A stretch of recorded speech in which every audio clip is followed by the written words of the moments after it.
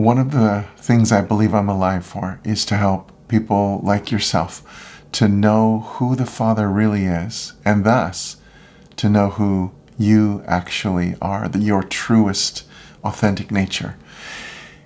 And in order to do that, we have to gaze at Jesus, who shows us a perfect reflection of the Father as well as ourselves.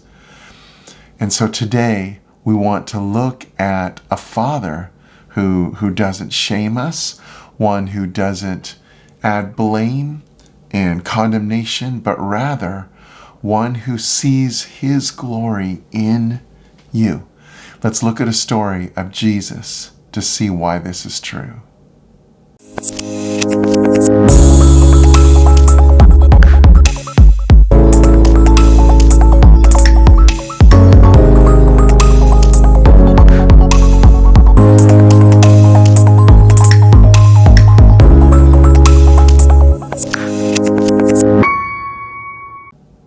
One of the best ways to gaze on Jesus is actually to look at the stories that we have accounts of in the Bible and just look at his nature, his character, how he treated people, because that perfectly represents the Father's heart towards you, and it also represents how your heart, my heart, is to be towards others.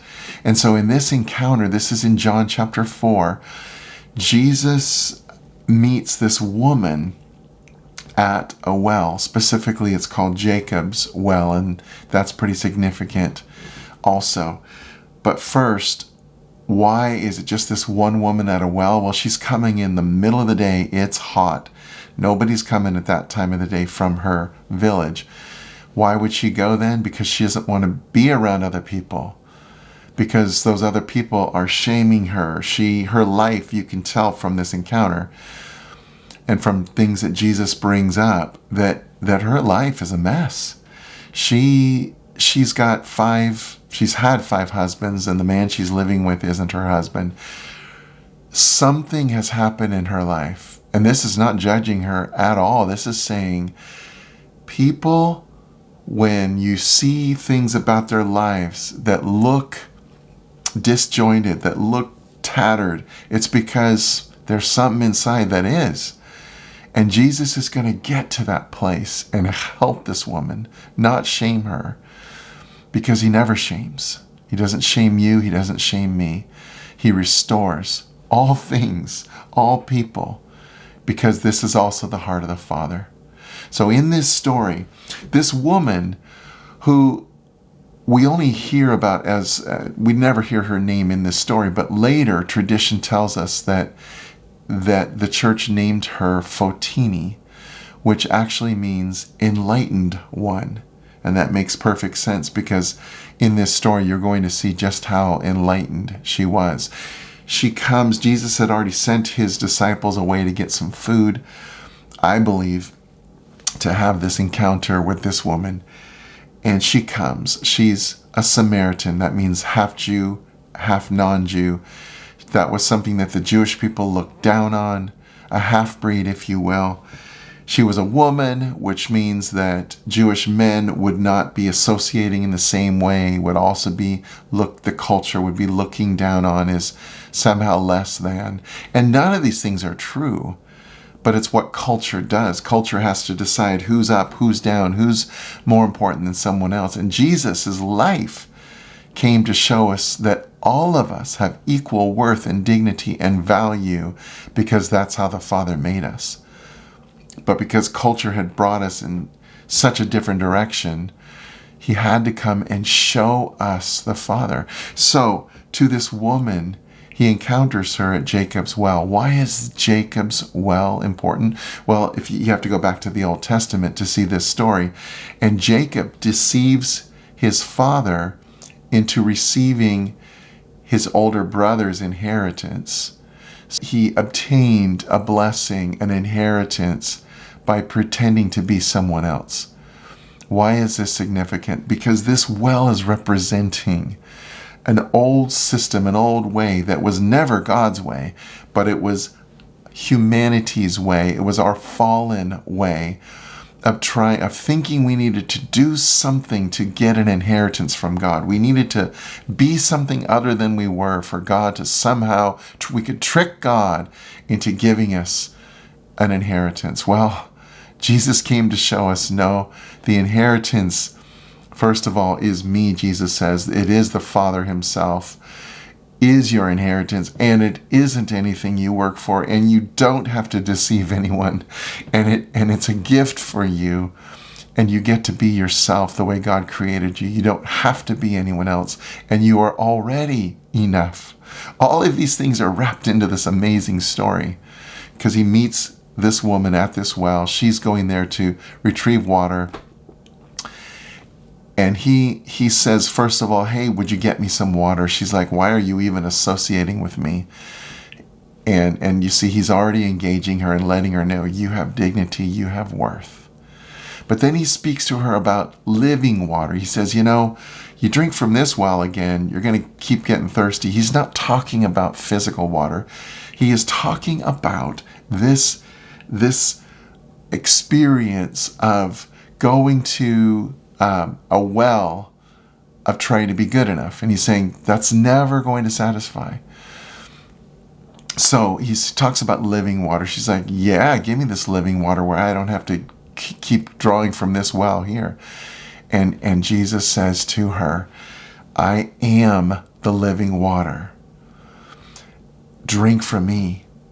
So now she says, yeah, I want this living water. And Jesus says, great, go and get your husband and come on back. And she says, yeah, I don't have a husband. And Jesus says, that's true. You've had 5 husbands, and the one you're with isn't your husband. Now, was Jesus shaming her? Not in a million years, because that's not who he is. But we also know from the story as it goes on, that's not what he's doing. What is he doing? He is bringing to the surface pain in this woman's heart. What is it that caused her to have many husbands? We don't really know because the story doesn't tell us. But I don't think it's a stretch to say that she had probably some major father wounds, and therefore she wasn't with men that would treat her the way she deserved. I have to read into the story, but it's not a stretch. Because Jesus, first of all, would never shame, but secondly, you can see as we go on in this story, he is actually restoring her. He says, yes, that's true. The next thing that happens is that Fotini is kind of put off by this, like, whoa, you know some things about me. Okay, you must be a prophet. So, all right, Mr. Prophet, man, tell me this. Your people worship God in Jerusalem, ours on this mountain over here. Who's right? So she gets to a theological question, which is a way of kind of pushing back. Like, this is getting really uncomfortable, so I'm going to put the conversation back out here. And Jesus, again, flips it back around, and he says to her, listen, the time is here. The time is coming, and it's actually now, when you're not going to worship the Father here or there, but in your heart. And do you notice she was talking about God out there somewhere, God as in this general, deity, and where do we worship him? And Jesus says, no, he is your Father. And you already have a place in his heart, and he already has a place in your heart. And now you get to approach him and encounter him and know him as a Father. Now, she's still not certain. There is something that's melting in her heart already by this point. And then the woman says, this is so confusing, because she didn't have a place for it. And this is true of many of us when we grow up with religion, in religion. We grow up with a lot of legalism. We grow up knowing there's a God or hoping there's a God, but we really haven't met him or encountered him. So it's confusing for her. And so she says, well, this is the one thing I know. I know that there's a Messiah coming. She's going back and kind of trying to grab at something, recollect something she knows to be true. I have heard there's a Messiah coming, and when he comes, he's going to be the one to tell us everything we need to know. And Jesus says to her, You don't have to wait any longer because the Anointed One is here speaking with you. I am the one you are looking for. I'm it. Well, something happened in her life. Something happened because she goes right about the time the disciples are coming back. She goes running off and she knows something happened. Something changed in me. I learned about a Father who loves me, and now I learned that there's a Messiah who doesn't judge me, who doesn't shame me, who sees something in me that I don't see in myself. And so she runs off to go to the very village people that she didn't want to associate with. Now she's going to them. And now she's going to tell them all about this Jesus. There's a Messiah. You got to go see. You got to come see him. Before she returns, though, with the people from the village, a very interesting thing happens. The disciples, they came back. They saw he was engaged talking to this woman. They were kind of like, what's he doing? Because they were Jewish men. They were like, what's he doing talking to this woman? But they didn't say anything. So they wait. And then he finishes talking. She leaves. They now talk to him and say, what's going on? He says, they actually say, "What we brought you some food," and he says this. He says, "My food is to do the will of my Father who sent me." What was Jesus saying? They're scratching their heads. They're like, "Wait, did you get some food we weren't aware of when we were gone? What's going on?" We need to start connecting the dots, friends, about who the Father really is, and thus who we really are, as we see in Jesus. He's saying, no, my will is to do what the Father does. So what is the Father seeing? What's he doing? Well, when Jesus was loving on this woman, when he was not shaming her, but seeing the treasures in her, that was doing the will of the Father, which means it's also what we are alive to do. We don't shame people. We just don't. We don't judge people. We don't. What we do is we see what the Father sees. We see the goodness. We see that they are created in his image, even if they don't know who they are. And believe me, all of us, in part, do not yet know who we are, right? So when we see behaviors and we start judging those behaviors, we're missing the point of what the Father is doing on the earth. We're also missing our opportunity to be about reconciling people, to be ambassadors of the Father, to say there's a Father who loves you. Come and meet him. Let me tell you about him. And let me tell you what he sees in you. That's what the Father wants us to be about. But first you have to see it for yourself. You have to know that you are a treasure. You are full of worth. You have dignity. You are enough. And this is the way you'll be able to relate that to others. And so Jesus says this to his followers. He says, "Do you not say it's 4 months yet until the time to gather the grain? Listen to me. I say to you, open your eyes and look at the fields." He's talking about the townsfolk that are now approaching him. He's saying to his disciples, turn around, look at them, but look with my eyes, look with the Father's eyes, see what we see. They are white now and waiting for the grain to be gathered in. What was Jesus saying? He was using an image they would know very much about, which he's a brilliant communicator.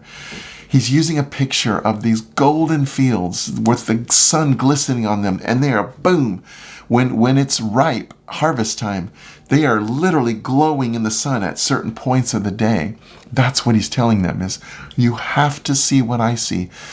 But that word white is exactly what it says. Some of your translations will say ripe.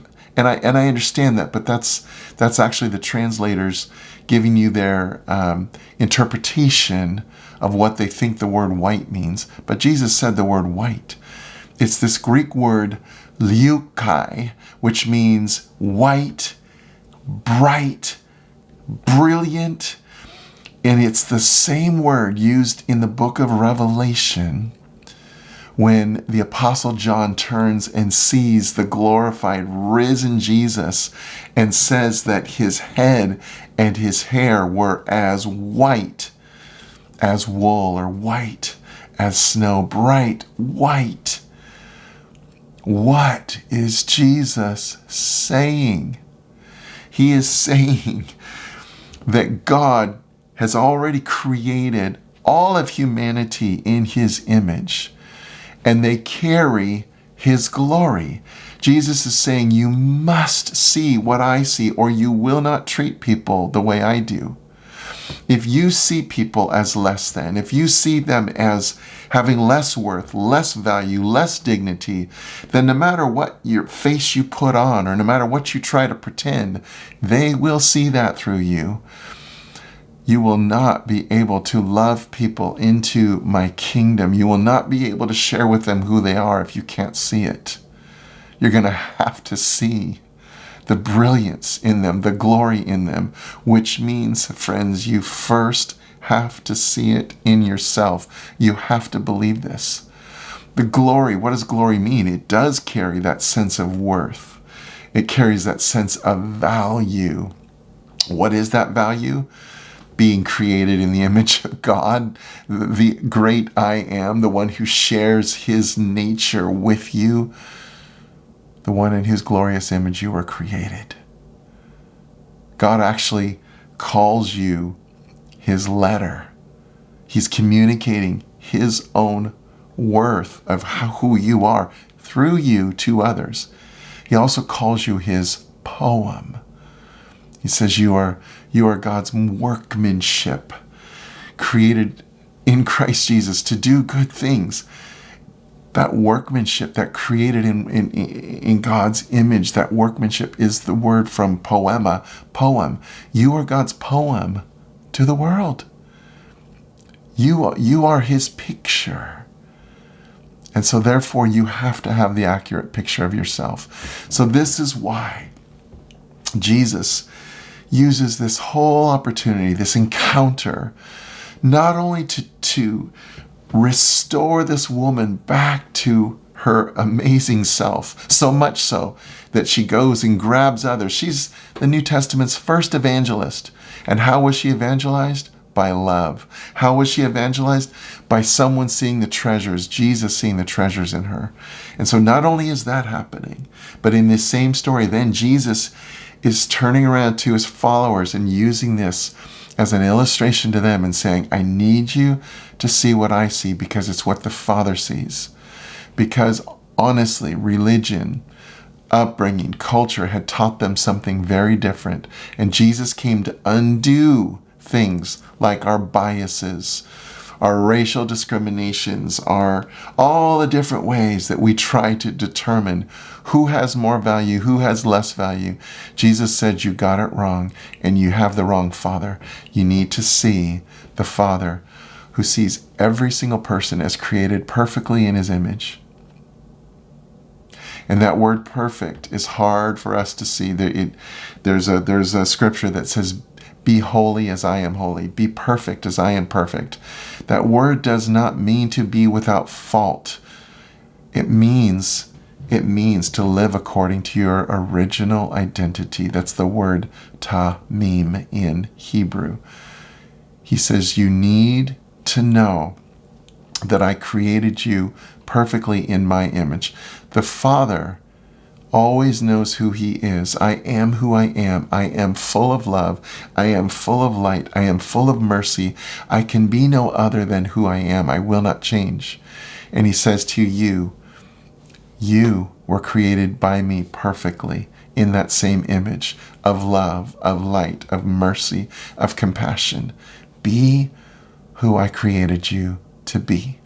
And this is why he's given us his Spirit to live it right through us. It's not about us trying harder or trying to be perfect, as in not making any mistakes. It's about finally resting and believing. Resting really means believing who God says we are. Friends, you are full of light. You are full of love. You are an ambassador of love.